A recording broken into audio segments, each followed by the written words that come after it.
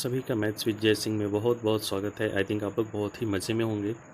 ठीक है ना। तो आज जो है हमारा डे 3 है जिसमें हम आरआरबी पीओ प्री 2019 के पेपर की सॉल्व करेंगे। ठीक है ना। इसमें 40 क्वेश्चन पूरे होंगे। और एक बार ध्यान देना इसमें कि जैसे एसएससी वाले भी इसे देख सकते हैं, बिकॉज इसमें जो भी क्वेश्चन हैं, जैसे बैंक और एसएससी में बार बार बोलता हूँ, बहुत ज़्यादा का डिफरेंस नहीं है। ठीक है ना। जैसे इसमें time and work, speed, time, distance, जितने भी क्वेश्चन आएंगे वो क्या एसएससी में नहीं आते, सारे के सारे एसएससी, रेलवे, बैंक सब में आते हैं। ठीक है ना। और इसमें लेवल थोड़ा सा लो रहता है, इसलिए सीएचएसएल वाले, एनटीपीसी वाले, रेलवे वाले सभी लोग इसको देख सकते हैं। ठीक है ना। तो ये नाम केवल उसका पेपर का है, तो और आप लोग इसको देखो तो और बेटर अंडरस्टैंडिंग होगी और अच्छे से क्लियर भी होते चलेंगे सारे टॉपिक। और मैं इवनिंग में टॉपिक वाइज पढ़ा रहा हूँ और मॉर्निंग में क्या वीडियो आ रहा है मेरा, केवल प्रीवियस ईयर का। ठीक है ना। अभी आरआरबी का भी आ गया है, सीजीएल टीयर 1 का भी रिजल्ट आ चुका है, तो उसमें आप लोगों ने देखा होगा कि कट ऑफ कितनी हाई जा रही है। ठीक है ना। तो मैं एक बात कहना चाहता हूँ कि जिसके पास कलेक्शन होगा रूल्स का, ठीक है ना, जिसके पास रूल्स का कलेक्शन होगा उसी का सिलेक्शन होगा। मैं फिर से कह रहा हूँ, जिसके पास कलेक्शन है उसी का सिलेक्शन होगा। ठीक है ना। तो आप लोग पीडीएफ का सिलेक्शन कलेक्शन नहीं करो। ठीक है ना बच्चा। तो आप लोग रूल्स का, मेथड्स का कलेक्शन करो, देखो कि कितने शॉर्ट से शॉर्ट वे में सॉल्व हो सकता है कोई भी चीज़। ठीक है ना। तो आज की क्लास हम स्टार्ट करते हैं, जिसमें बहुत सारे टॉपिक होंगे। जैसे मैं बात कर लूँ यहाँ पर कि नंबर सीरीज आएगा, तो नंबर सीरीज वो एक तरह से रीजनिंग का काम करती है, जैसे रीजनिंग में आता है। ठीक है ना। मिसिंग नंबर, तो नंबर सीरीज हो गया। यहाँ पर जो बैंकिंग में वह है क्वांटिटी 1 और क्वांटिटी 2 वाला जो कंपेयर किया जाता है, एक्स और वाई वाला, वो अलजेब्रा टाइप का हो गया।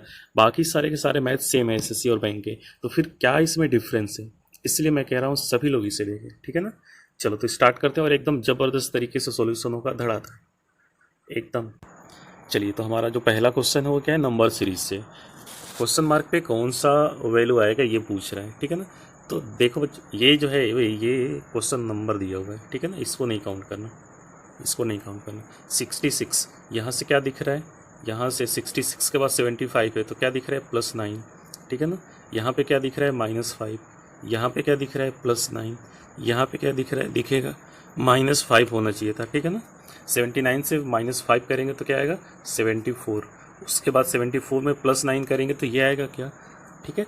तो ये ऐसे चल रहा था, +9 -5 +9 -5, ऐसे कुछ चल रहा था। ठीक है। चलो तो अभी अगले क्वेश्चन की हम बात करते हैं। ये है 46, 50, 41, 57, 32। जल्दी से सोचो इसका क्या होगा, ये क्वेश्चन नंबर दिया हुआ है, जल्दी से आप सोचो और ज़बरदस्त तरीके से इसका सॉल्यूशन बताओ क्या होगा। ठीक है ना। चलो देखो हम सॉल्व करते हैं पहले। 46, 50 क्या हो रहा है, 4 जोड़ा जा रहा है। उसके बाद ये 1 हो गया, 9 घट गया। ठीक है ना।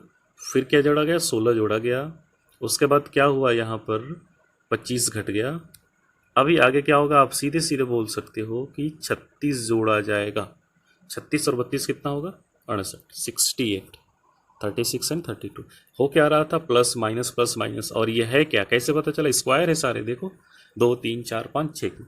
ठीक है। अगले क्वेश्चन की हम बात करते हैं। 13 के बाद 20 है। ठीक है ना। मैं इसको अलग से लिख दे रहा हूँ।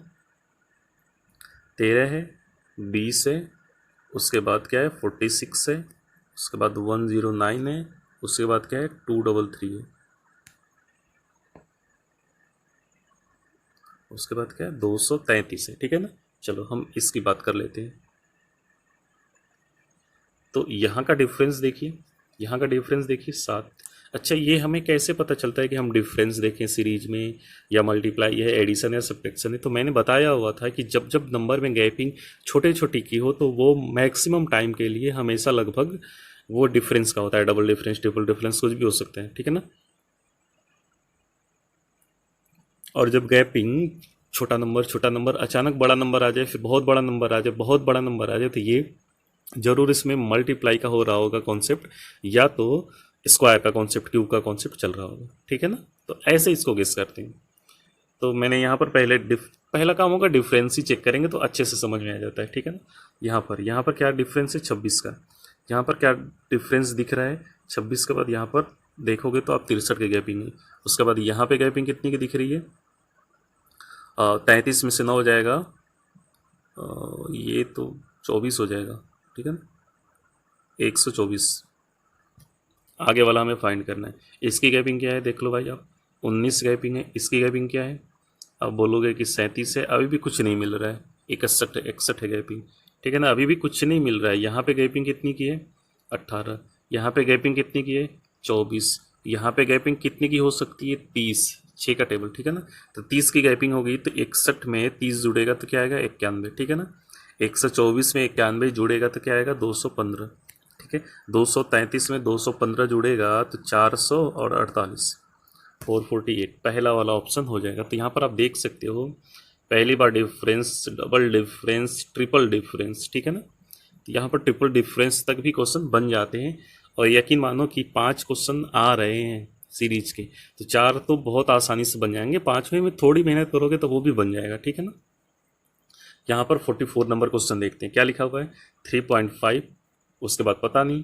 चलो पता नहीं तो हम यहाँ से स्टार्ट करते हैं, ठीक है ना। यहाँ से 4 गुना हुआ है, ठीक है, ये 5 गुना हुआ है, और ये कितना हुआ है? 6 गुना हुआ है, ठीक है। तो ये वाला कितने गुना हुआ होगा और ये वाला कितने गुना हुआ होगा? ये 4, अच्छा यहाँ से देखो, एक मिनट, हाँ यहाँ से अगर देखा जाए इसमें तो क्या हो रहा है?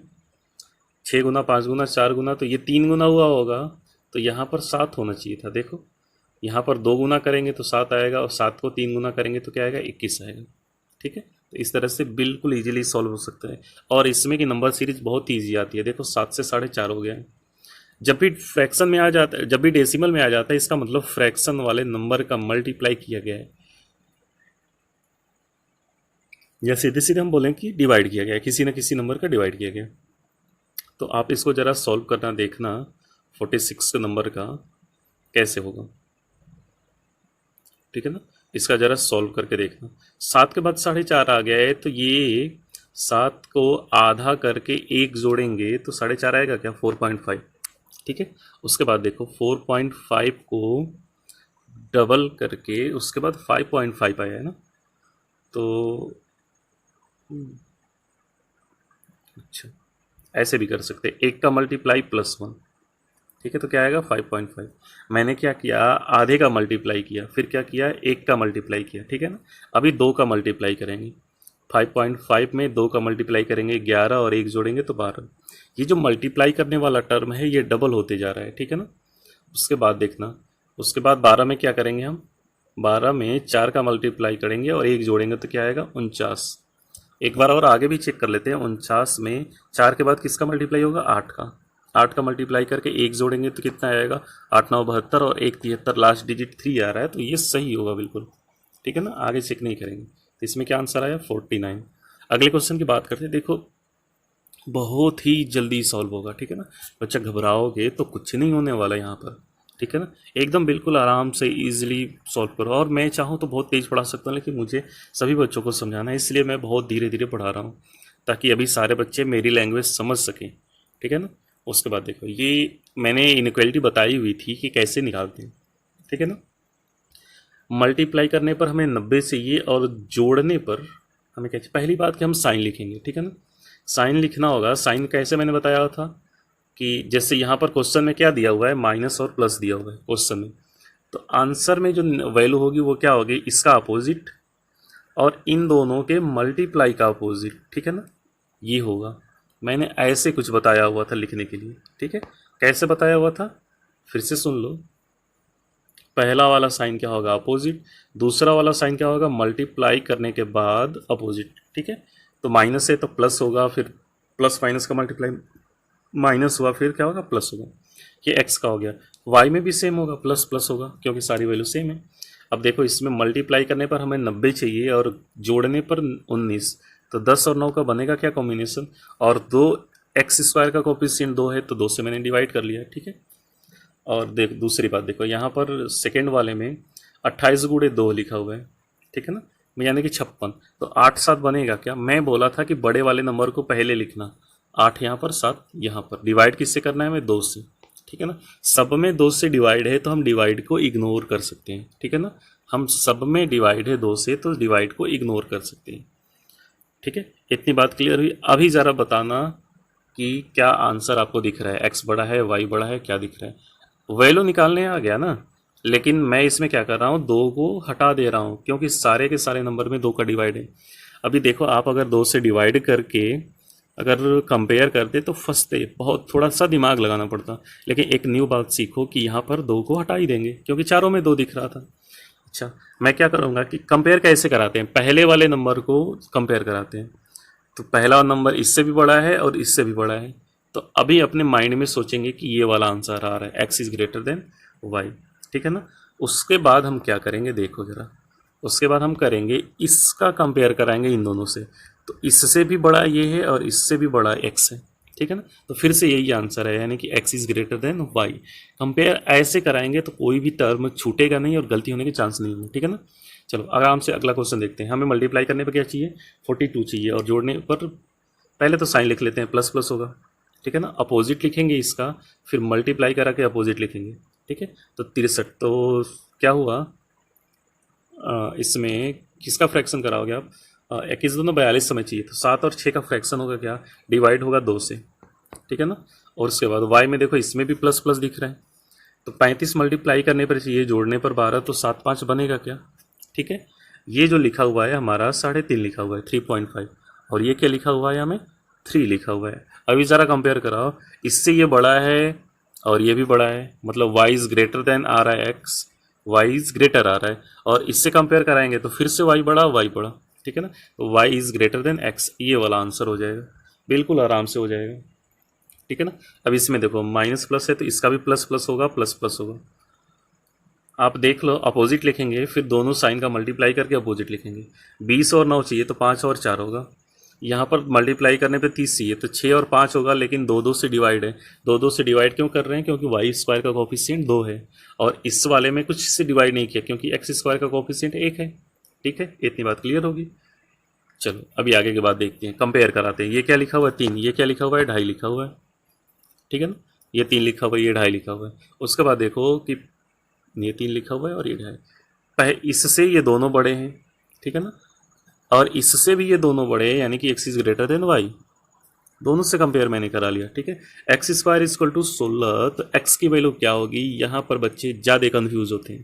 तो एक बात ये समझ लेना कि इसका आंसर क्या होगा, एक्स स्क्वायर इक्वल टू 16 का, ठीक है ना। बच्चे यहाँ पर ज़्यादा कन्फ्यूज होते हैं, X square is equal to 16 और वाई इक्वल टू √16, तो इसकी वैल्यू क्या आएगी और इसकी वैल्यू क्या आती है एक्स की, और यहाँ से y की वैल्यू क्या आती है, इसमें बच्चे ज़्यादा कंफ्यूज होते हैं।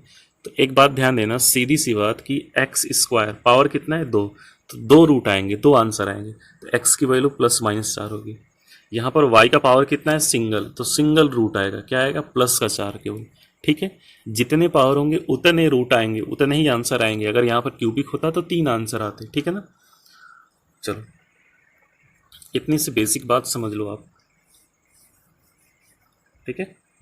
और यहाँ पर आप लोग एक चीज़ और देखे होंगे कि श्रीधराचार्य ने भी अंडर रूट के बाहर प्लस माइनस लगाया हुआ था। तो जैसे मैं यहाँ पर लिखूँ एक्स स्क्वायर इक्वल टू 16, तो किसी के माइंड में आ रहा होगा कि एक्स इक्वल टू √16 भी तो हो सकता है।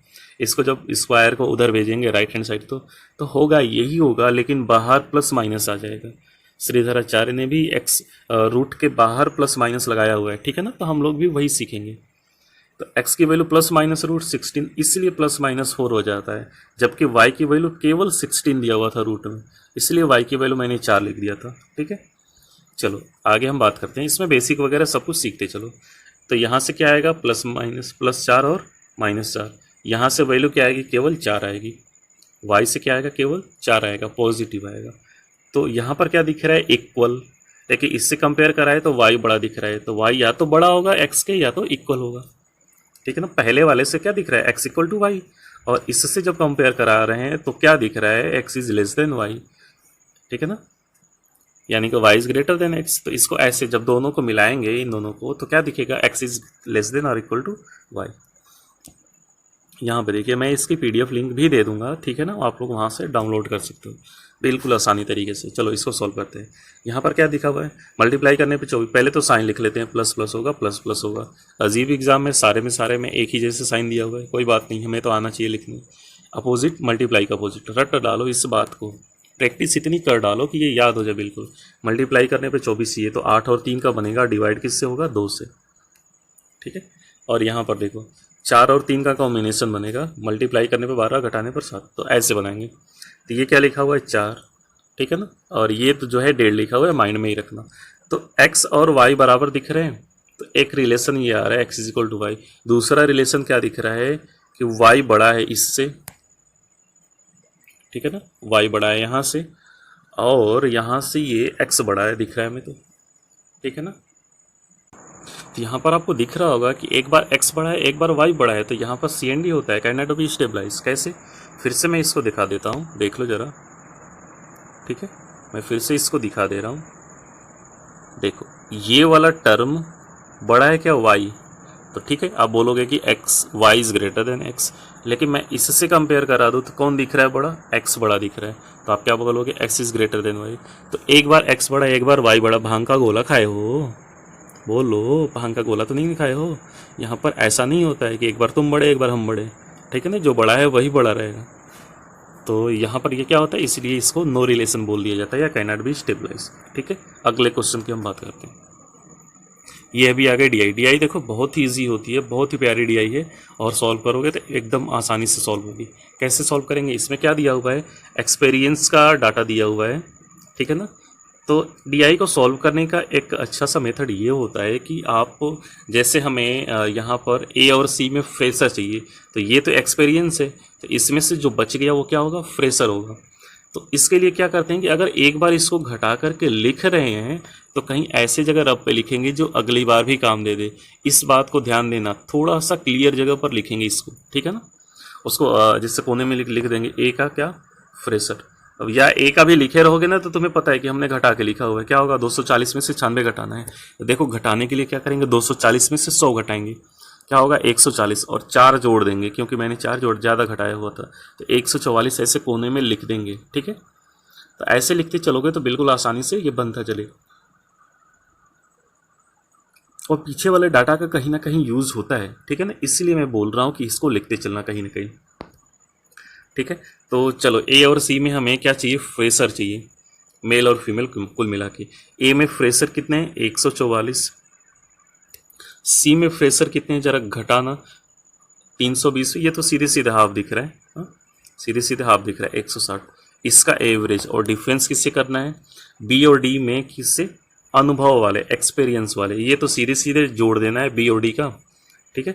बी और डी का सीधे सीधे जोड़ो, बी और डी का, बी और डी का, ये वाला और ये वाला कितना होगा, ज़्यादा देखना, 4 2 6 और 16 और 8 24, 246 का आधा, ठीक है ना। तो ये 12 आएगा, ये 3 आएगा, 123 आएगा। इधर वाला जोड़ लेते हैं, क्या होगा, ये कटेगा तो 123 कटेगा। इसको अगर डिवाइड कर, ये ऐड करके देख लो तो जोड़ोगे क्या होगा, 0 होगा, और 14 16 क्या होगा, 30 होगा, ठीक है ना।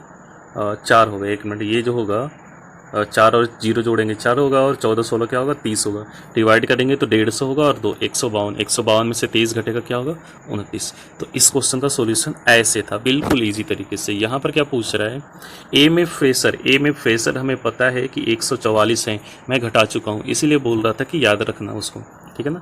बी और सी में कुल मिला करके विद्यार्थियों की संख्या का अनुपात कितना है, ठीक है ना। बी और सी में संयुक्त रूप से कुल विद्यार्थियों की संख्या का अनुपात कितना है, ऐसा इसमें पूछ रहा है, ठीक है। चलो तो देख लेते, इसमें कितने दिख रहा है, बी और सी में टोटल कितना दिख रहा है, इसको आप जोड़ो, 160 और 84 कितना होगा, पहला वाला तो 144 था, और इसको ऐड करेंगे तो क्या हो रहा है, बी और सी का 244, ठीक है। अब ये कटेगा 4 से, तो 36 बार में जाएगा, ठीक है, और ये कटेगा 4 से तो 6 और 1 61 बार में जाएगा। तो इसका ऑप्शन नंबर कौन सा हो जा रहा है, ए, ठीक है। बिल्कुल आसानी तरीके से सॉल्व होगा। इसका जरा हम सॉल्व करते हैं। कह रहा है ए में पुरुष फ्रेशर की संख्या 70 है, ए में फ्रेशर कितने थे, 144, 70 इसमें क्या है, मेल है, ठीक है, 70 क्या है, मेल है।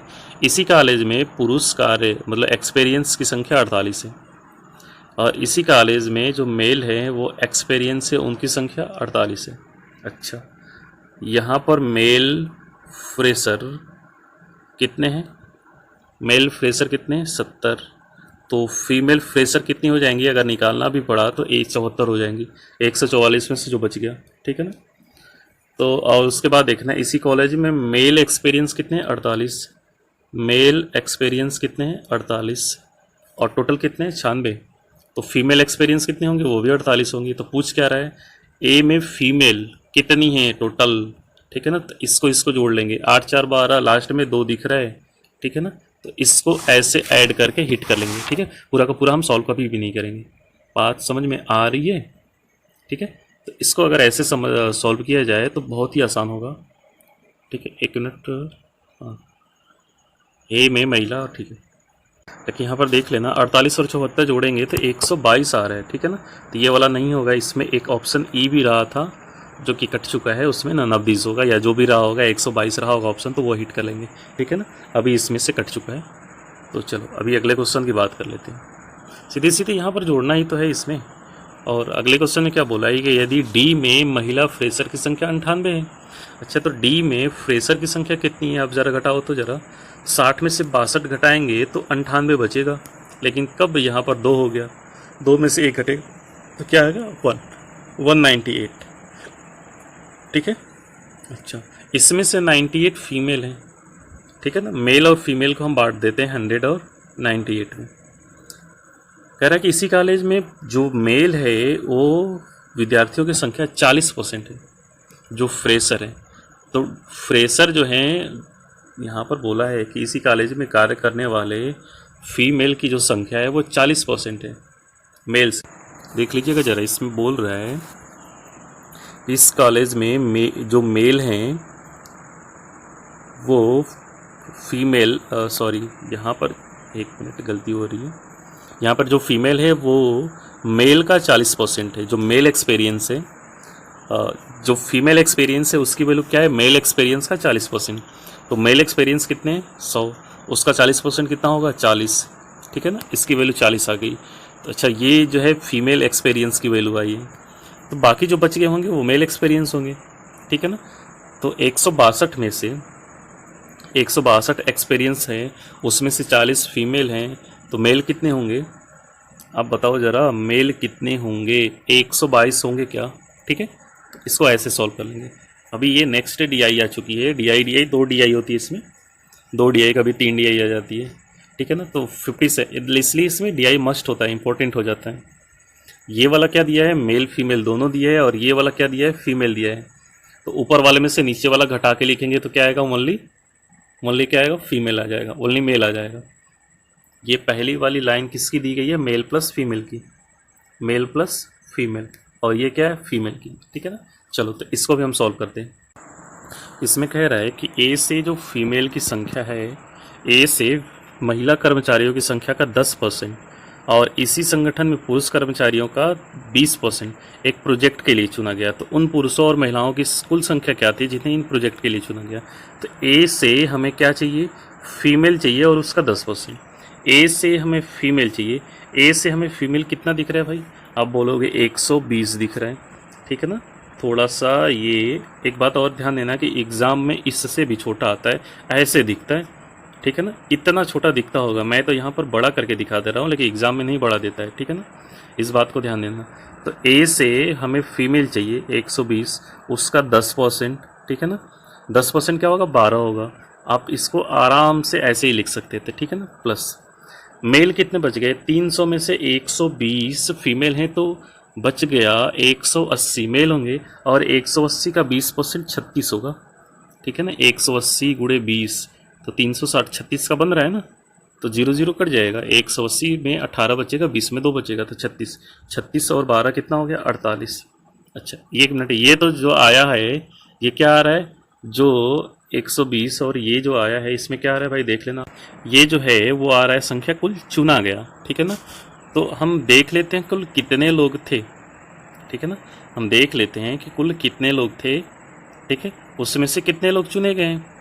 तो आप देखोगे यहाँ पर कि 12 और 36 कितना हो गया? 48।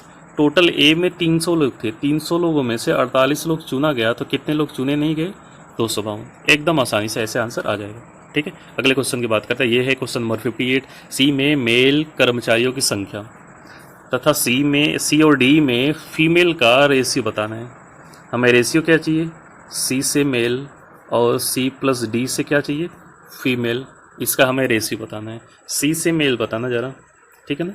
इसमें आप सी से मेल बताना। देखो यहाँ पर ये जो है 340 है, 350 से थोड़ा सा नीचे, और ये वाला कितना है? 140 है। तो ये टोटल है, ये क्या है, फीमेल है, तो 340 में से 140 घटेगा तो क्या बचेगा, 200, ठीक है ना।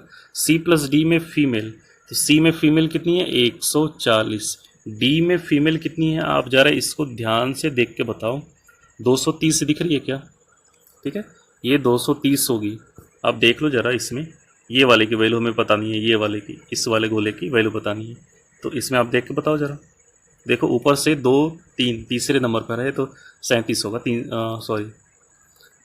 230 होगा, ये रह गया। और इसको जोड़ेंगे तो क्या आएगा, 200 बटे में, इसको जोड़ेंगे तो 200 बटे में 14 23 क्या है, 37, 370, 20 और 37 का रेशियो आ रहा है, पहला वाला ऑप्शन, ऐसे लगा लेंगे इसको।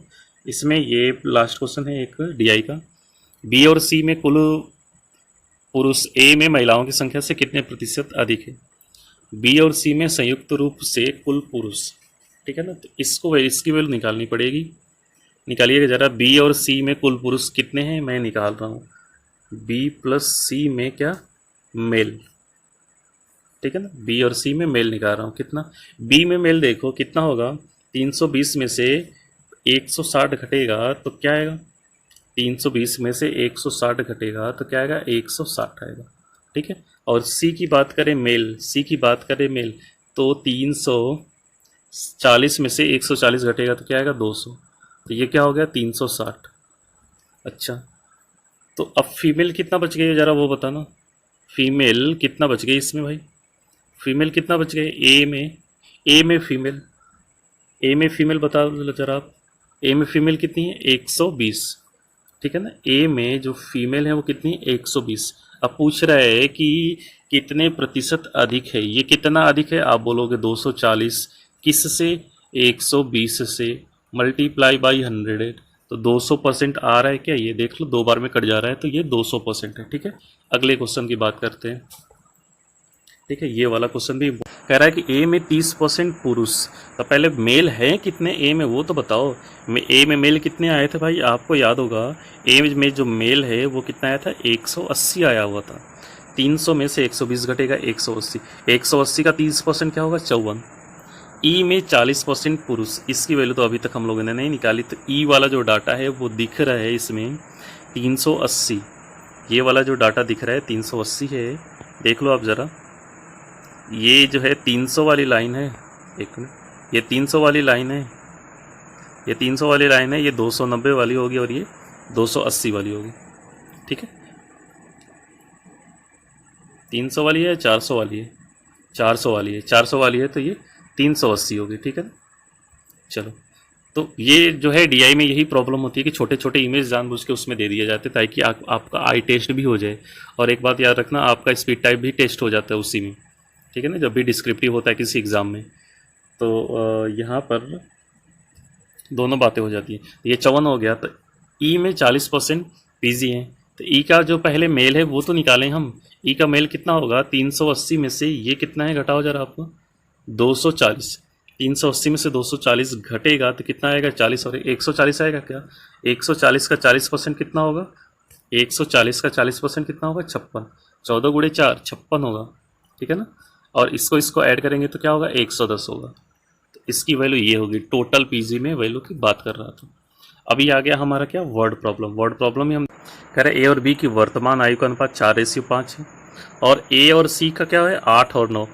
एक बात यहाँ पर केयर करना है, ए 2 बार आया है, एक बार 4 है, एक बार 8 है, तो दोनों के इक्वल कर लेते हैं हम, ठीक है ना, तो इस वाले में हमें 2 का मल्टीप्लाई करना होगा, तो 8 और 10 हो गया, और ये तो जैसे का जैसे है वैसे ही लिख लेंगे, तो ए के साथ जो सी है वो कितना है, 9 है, ठीक है ना, इसको ऐसे हम कर लिए, और आगे अभी बात करते हैं।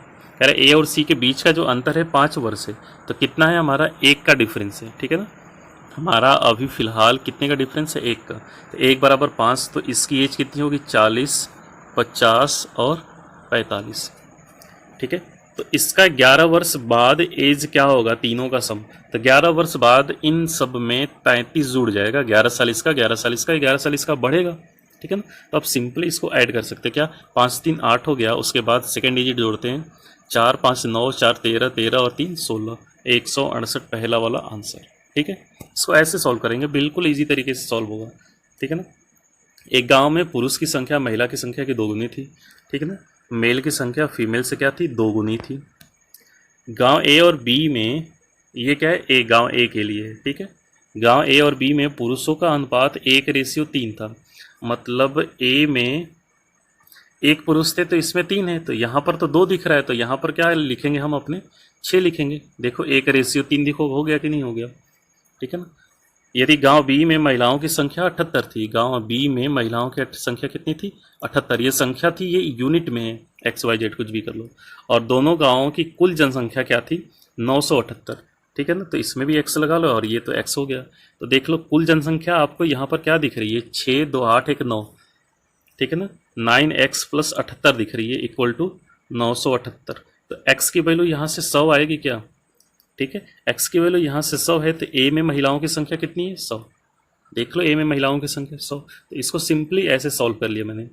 कह रहा है कि गांव में कुल जनसंख्या दोनों गांव में 978 है, तो मेरा दिख रहा है 6x, ये 2x, 8x और ये 9, 9x और 78, तो 9x + 78 इक्वल टू 978।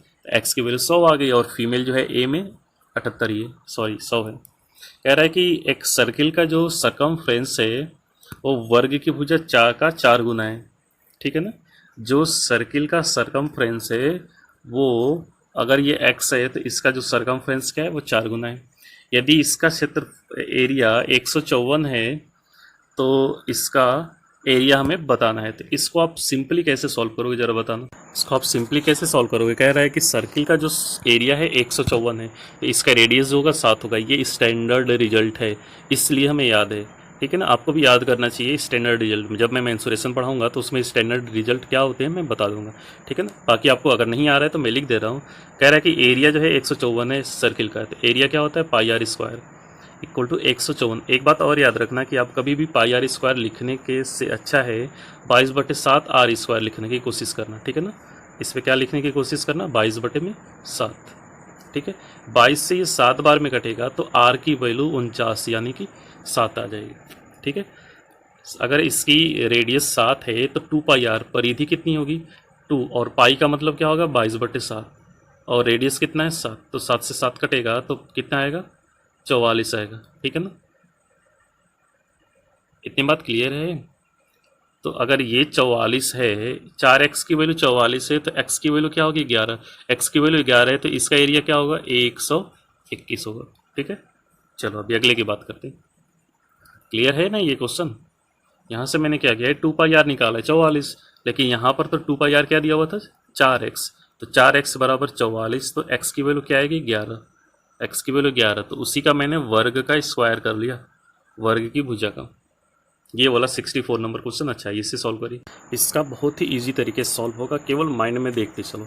अच्छा 10% की छूट दिया तो 440 रुपये का लाभ कमाया, ठीक है ना।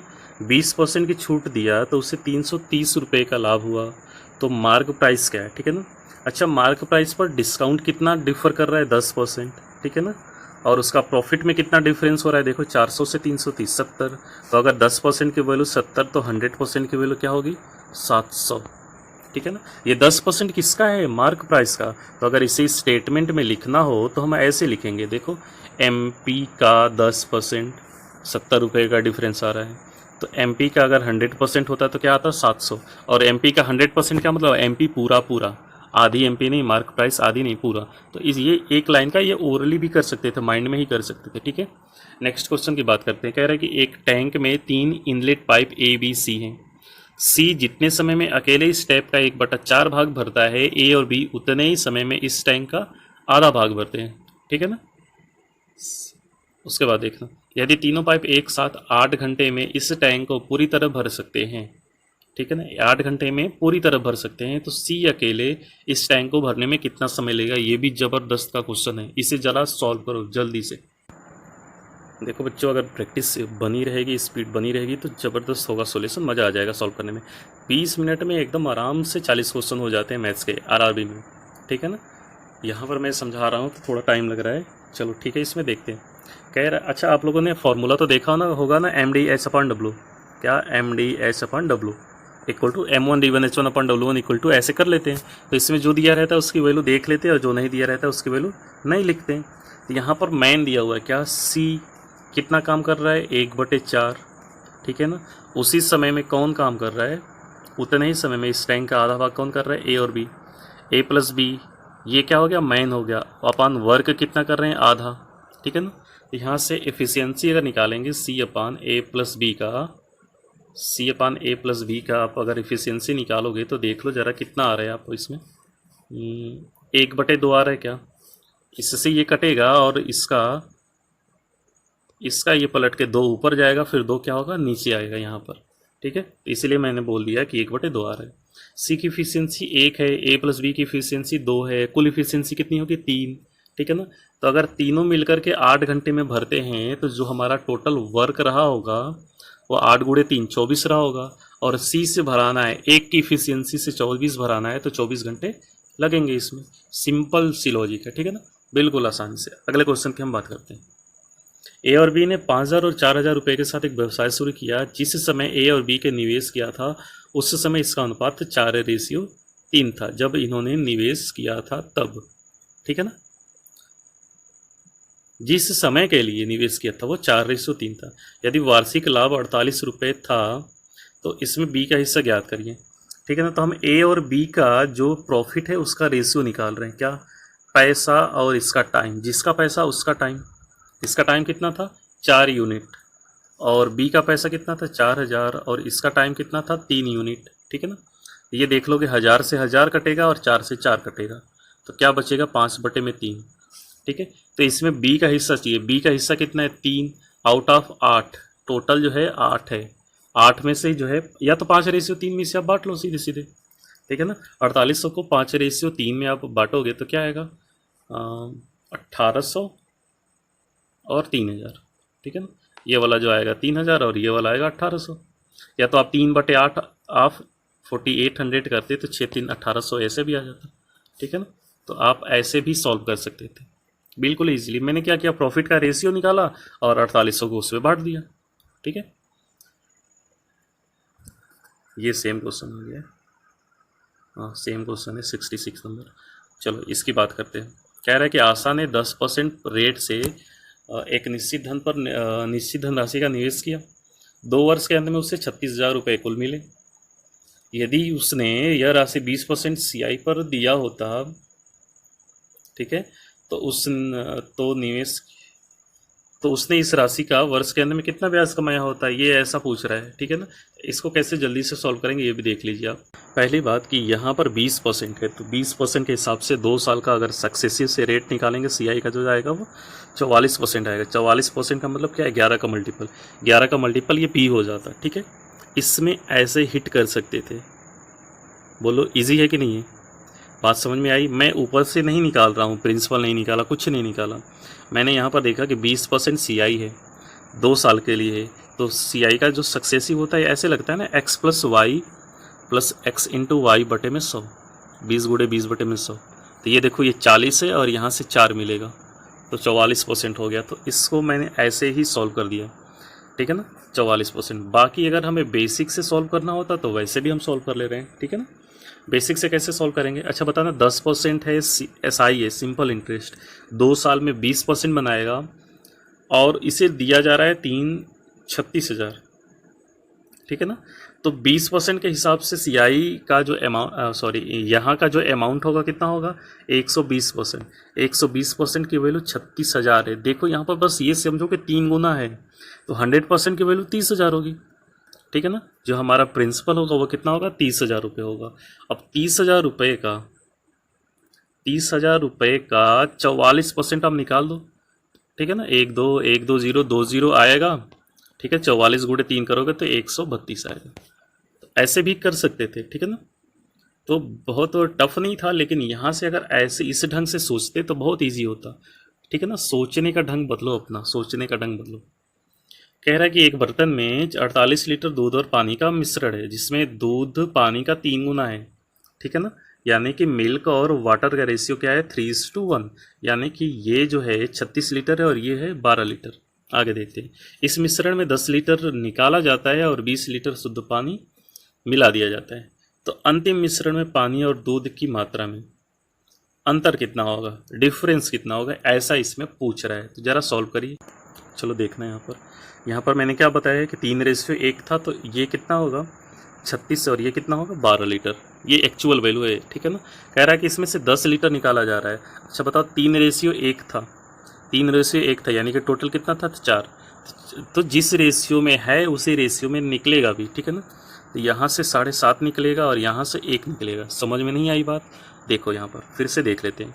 यहाँ पर टोटल कितना है 4 यूनिट, तो 4 बराबर अगर 10 लीटर निकाला जा रहा है तो 1 बराबर कितना होगा 2.5 होगा, और 3 बराबर कितना होगा 7.5, ठीक है ना। तो पहले वाले में से 7.5 लीटर अगर निकालेंगे तो कितना आएगा भाई? देखो 7 लीटर निकालोगे तो 29 बचेगा, तो 28.5 हो गया। इसमें से पहले वाटर जो है 2.5 लीटर निकाला जाएगा, तो कितना होगा 2.5 निकाल करके 20 लीटर मिलाना भी है, तो 2.5 अगर हम निकालेंगे तो बचेगा कितना 9.5, और 20 लीटर मिला देंगे तो क्या हो जाएगा 29.5। तो देखो ज़रा इसमें डिफरेंस कितने का है 1 लीटर का। तो बहुत ज़्यादा इसमें कैलकुलेशन नहीं था, ये भी आसानी से हो सकता था। ये 69 नंबर क्वेश्चन, ये भी अच्छा क्वेश्चन है, ज़रा इसे लगाना। कह रहा है कि 4 वर्ष पहले, कब 4 वर्ष पहले, सॉल्व कर लिए, सॉल्व करो आप सब जल्दी, क्वेश्चन देखते देखते फटाफट सॉल्व करना चाहिए। 4 वर्ष पहले ए और बी की जो आयु थी वो हमने मान लिया कि 5x और 4x थी, ठीक है ना, इतनी थी। तो फिलहाल बताना कि प्रेजेंट में इनकी आयु कितनी होगी।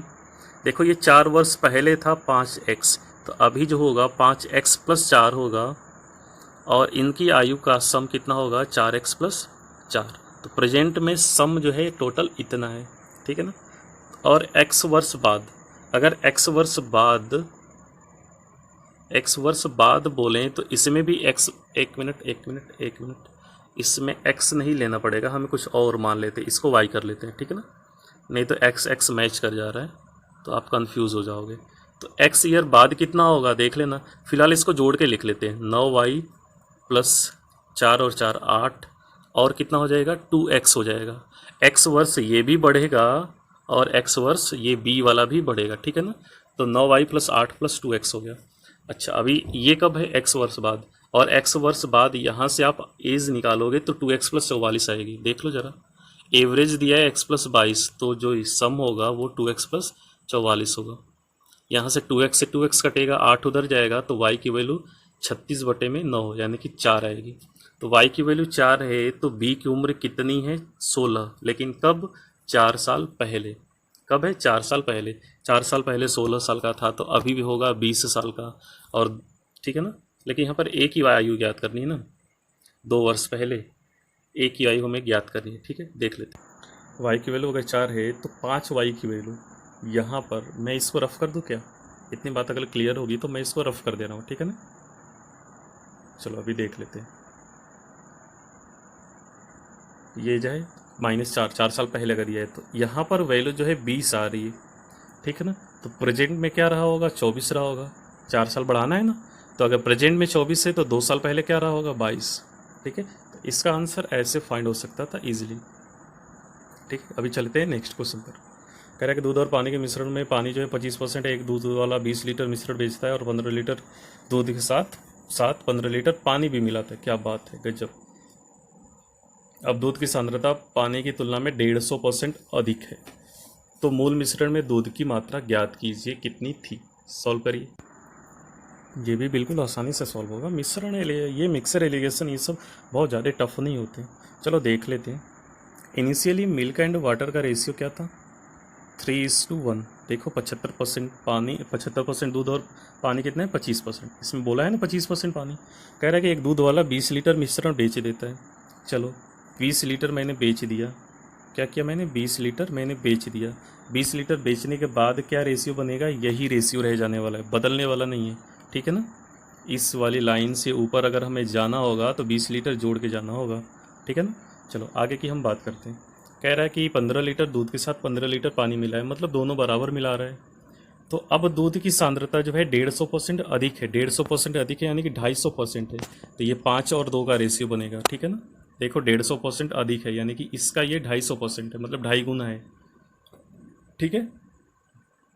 हम यहाँ पर डबल क्रॉस भी लगा सकते हैं, इंक्रीजिंग वाला भी लगा सकते हैं, ठीक है ना। जैसे कुछ लोग क्या करते हैं कि पहले वाले का लाइन का डिफरेंस दूसरे में मल्टीप्लाई, दूसरे वाले लाइन का डिफरेंस का मल्टीप्लाई पहले वाले लाइन में। लेकिन मैं क्या करता हूँ कि डबल डिफरेंस से ईजिली यहाँ से सॉल्व कर लेता हूँ।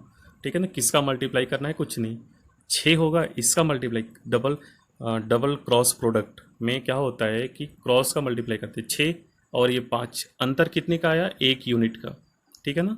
और यहाँ पर देखना, यहाँ पर 75 और 30 अंतर कितने का आया, 45 का। तो 1 बराबर 45, तो इस वाली लाइन में टोटल 4 यूनिट दिख रहा है, 3:1। तो 1 की वैल्यू 45, तो 4 की वैल्यू क्या आएगा, 180 लीटर। यहाँ पर 180 लीटर है, इससे पहले जाना है तो यहाँ पर 200 लीटर रहा होगा टोटल, ठीक है ना, क्योंकि 20 लीटर ऊपर जाएंगे तो ऐड करके जाएंगे। तो 180 लीटर ये था तो 200 हो गया। तो स्टार्टिंग में 200 था, उसको 3:1 में बांटेंगे तो जो दूध है वो 150 लीटर आएगा, 150 और 50 का बटेगा, ठीक है ना। ये 70 क्वेश्चन हो चुका, अभी 30 क्वेश्चन हो चुका है, अभी 10 क्वेश्चन बचा हुआ है, वो भी जल्दी जल्दी हम सॉल्व कर लेते हैं। चलिए आइए, इसमें कह रहा है इसको सॉल्व कर लेते हैं बहुत जल्दी से, 8-9 क्वेश्चन बचे हुए हैं, इसको भी जल्दी जल्दी सॉल्व करते हैं। कह रहा है कि 18 महिलाएं 16 दिन में काम को पूरा कर सकती है। 18 महिलाएं कितने दिन में, 16 दिन में। कह रहा है कि उन्होंने एक साथ काम करना शुरू किया, मतलब 18 महिलाओं ने एक साथ काम करना शुरू किया और x दिनों बाद 6 महिलाओं ने काम छोड़ दिया। अच्छा, 6 महिलाओं ने काम छोड़ दिया तो बची कितने, 12 महिलाओं। उसने 12 दिन में 12 महिलाओं द्वारा पूरा किया गया, ठीक है ना। ये 12 महिलाओं द्वारा कितने दिन में, 12 दिन में, ठीक है, इतना है। चलो, तो अभी हमें x की वैल्यू निकालनी है, ठीक है ना। x की वैल्यू निकालनी है तो आप सिंपली कैसे सॉल्व करोगे बताओ ज़रा। मुझे करना होता तो मैं 6 से ऐसे कटाता 3, 6 से कटाता 3, 6 से कटाता 2, ठीक है ना, ऐसे कटा लेता। अभी 48 बचा हुआ है और ये 24, 48 में से 24 घटेगा क्या होगा, 24, 24 से 3 को कटाएंगे क्या बचेगा, 8, ठीक है। सिंपली ऐसे सॉल्व हो गया। एक वृत्त की परिधि मतलब 2πr और वर्ग का परिमाप का रेशियो क्या है, 11/6। तो यहाँ से अगर आप r/a की वैल्यू निकालोगे तो ये आएगा 22/7। अगर ऐसे करेंगे तो 7/6 आ रहा है, ठीक है ना। ये ऐसे करेंगे तो 7/6 आएगा, बाकी सारा कट जा रहा है, ठीक है। ये 7/6 आ रहा है, ठीक है। चलो देखो, कह रहा है कि इसमें वृत्त की त्रिज्या और वर्ग की भुजा 26 मीटर है कुल मिला करके। आप देखोगे कि यहाँ पर कितना है, आपका योग कितना है, 13 मीटर। तो 13 बराबर 26, तो 1 बराबर 2, तो 7 बराबर 14 और 6 बराबर क्या होगा, 12 होगा, ठीक है ना। रेडियस जो है 14 आ गई और साइड क्या आ गई, 12। कह रहा है कि वर्ग का क्षेत्रफल क्या होगा, बोलो, वर्ग का क्षेत्रफल क्या होगा, साइड अगर 12 है तो एरिया क्या होगा, 144। सिंपली है ये, ठीक है ना।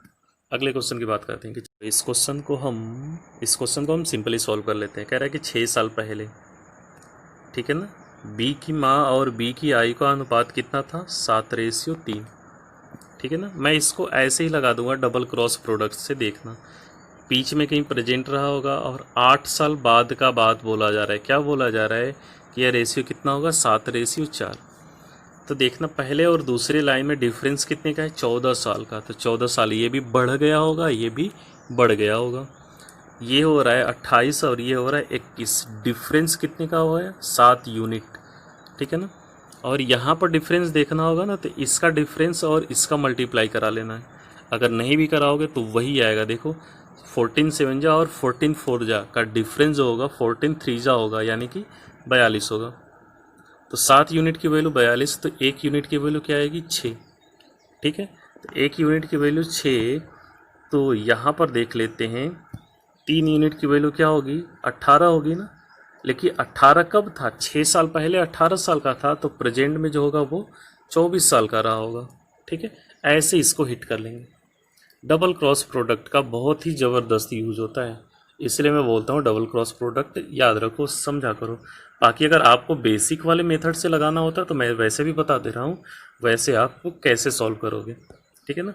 वैसे भी देख लो क्या जाता है, उसकी मदर और बॉय बच्चे जो भी था बी, उसका रेशियो क्या था, 7:3। बाद में क्या होगा, 7:4, ठीक है ना। बोला जाता है कि इसका डिफरेंस ऊपर मल्टीप्लाई, ऊपर का डिफरेंस नीचे मल्टीप्लाई। तो नीचे वाले का डिफरेंस 3 है, 3 का मल्टीप्लाई ऊपर कर देंगे, ऊपर वाले का डिफरेंस 4 है, 4 का मल्टीप्लाई नीचे कर देंगे। तो ये वाला रेशियो क्या आ जाएगा, 21 और 9 का 28 और 16 का, ठीक है ना। ये कितना बढ़ रहा है आप बताओगे, 7, ठीक है ना। और क्वेश्चन में कितना बढ़ा था, 14।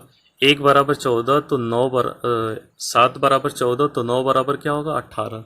तो ये जो था, ये वाली पहली वाली लाइन कब की है, 6 साल पहले। 6 साल पहले अगर 18 साल का है तो फिलहाल में 24 साल का होगा। ऐसे सॉल्व हो जाएगा, ठीक है ना।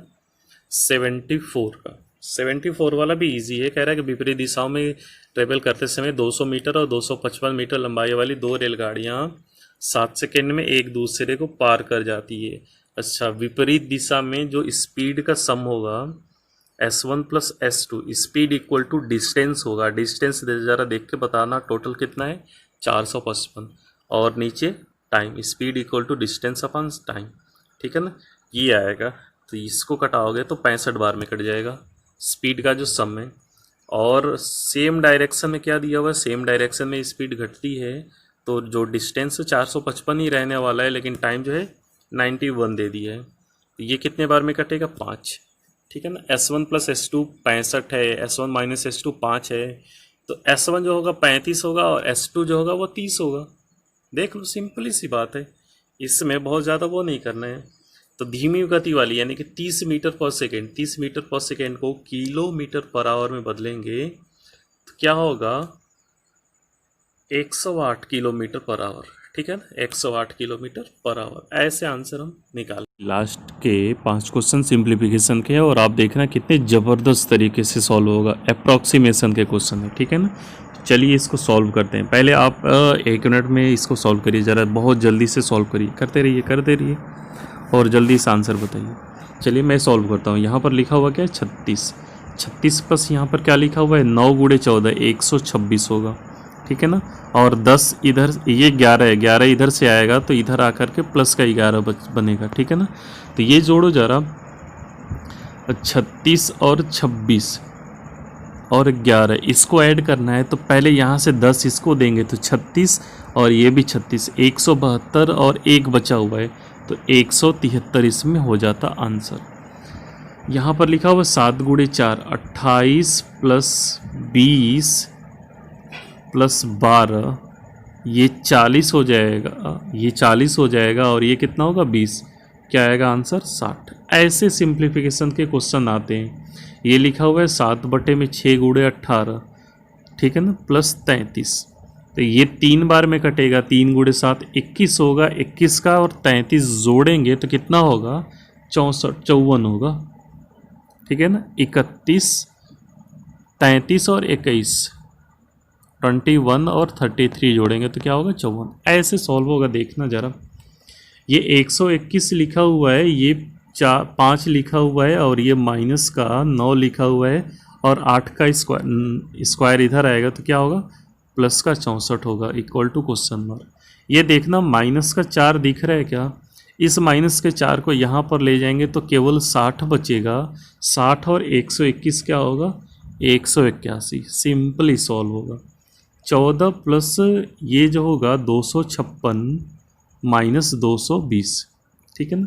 ये 270 है क्या, देख लो ज़रा, 270 में से 220 घटेगा क्या होगा 85, ठीक है ना। ये जो सिंप्लीफिकेशन होता है 5 क्वेश्चन 1.5 से 2 मिनट में सॉल्व हो जाते हैं, ज़बरदस्त। यहाँ से बहुत ज़्यादा टाइम बचता है।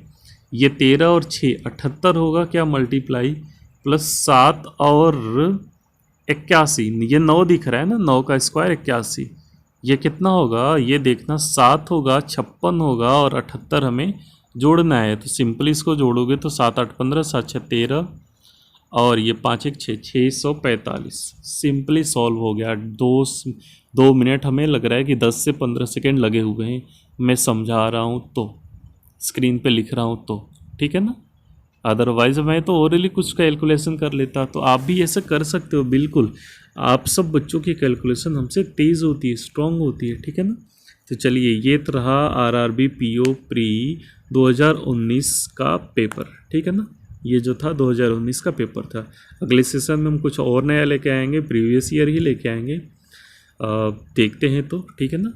चलिए, तब तक के लिए थैंक यू।